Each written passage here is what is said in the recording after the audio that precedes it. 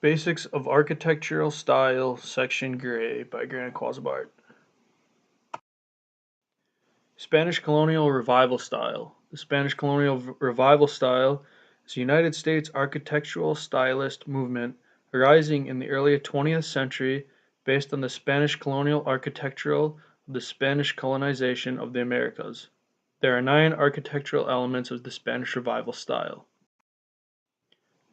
Here are some of the revival styles: curves and arches, white stucco exterior and walls, painted tile, terracotta roofed tiles, tower-like chimneys, balconies, ornamental ironwork, courtyard and patios, and arcades.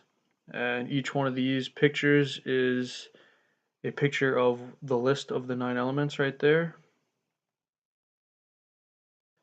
First off, we have the Spanish Electric style developed in the early 20th century and falls under the umbrella of Mediterranean architecture.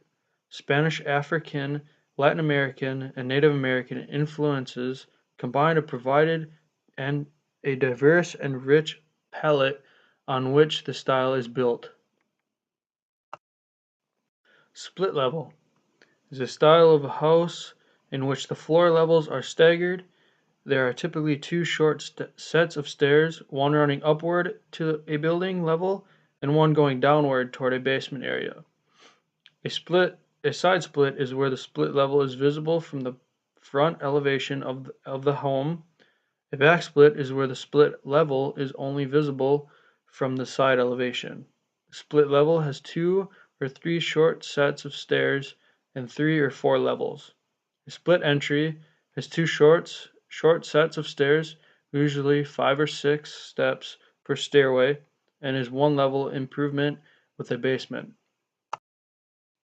A steamboat Gothic is the style of architecture prevalent in Spain in the late medieval period.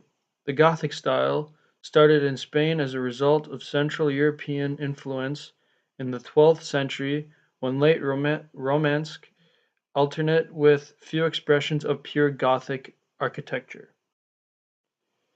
And then here's a couple pictures of that style right there. Both the bottom and top picture there are of the last slide. And a stick was a late 19th century American architecture style transitional between the Carpenter Gothic style of the mid-19th century. Stick style was about to bring a transition of the balloon style that had risen in popularity during the middle of the century. And then Solvensk pays homage to Louis H. Sullivan, one of the most brilliant and imitated architects of the 19th and 20th century.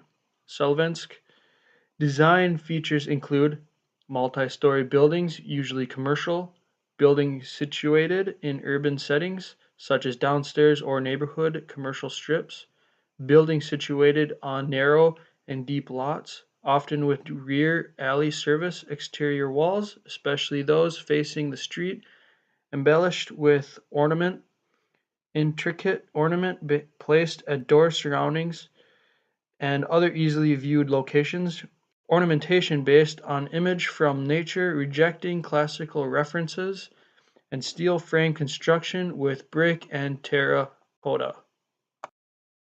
And then here's just a couple of those pictures right there of just some basic buildings from that stage. And Swiss Chalet Exotic Revival. There are 2 periods of popular associated with the exotic revival style. An earlier mid-19th century one, when the style was first introduced, and subsequent period in the early 20th century when the style was reintroduced and revived again. A couple of the Swiss Chalet exotic revivals are houses, churches, banks, theaters, cemetery structures, and government buildings. And then 2-pen style. In double pen architecture, two long pens are built. Those are joined by a roof over a breezeway in between. 2-story Victorian houses with side entry. Victorian architecture was popular in the United States from 1875 through the turn of the century. Victorian house plans typically feature at least 2 stories with steep, complex roof lines. Eaves and gable ends may boast decorative brackets and delicate gingerbread ornamentation. And then here's just a couple of those pictures from the last slide there to give you a little picture of what they look like. And upright and wing, also referred to as temple and wing or gable front and wing, is a residential architectural style found in America vernacular architecture.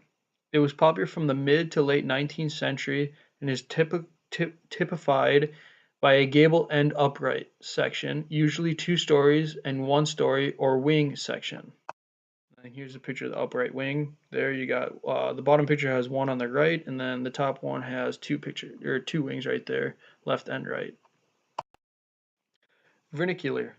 Vernacular architecture is an architectural style that is designed based on local needs, available of construction materials, and reflecting local traditions. At least originally, vernacular architecture did not use formally schooled architects, but relied on design skills and traditions of local buildings. Victoria shotgun houses is a narrow rectangular domestic residence, usually no more than about 12 feet wide, with rooms arranged one behind the other and doors at each end of the house. This is the most popular style house in the southern United States. And here's the picture of those two. As you can see, it's just a box house with a door on the far side of the house, and then there's going to be another door behind the back of the house. Williamsburg. Architectural historian at Colonial Williamsburg are responsible for the care and scholarly interpretation of buildings in historic era. This work includes preservation of historic structures, design of new reconstructions, and ongoing research on the city's built environment. Workers' cottage, typically a small house most common in the 19th century, may carry the connotation of being an old or old-fashioned building, typically found in rural areas. Working man's foursquare. From the 1890s to the 1930s, this took place. The American foursquare is known by a variety of terms including box house, a cube, a double cube, or a square type American house. Typically has 2 or 4 stories. House on a full basement with a monitor dormer in the attic. Most foursquare squares have pyramidal hip roofs. There's that. You can see on the top there, they got the little pyramidal hip roof there. And then there is my references for my data or my information there for you.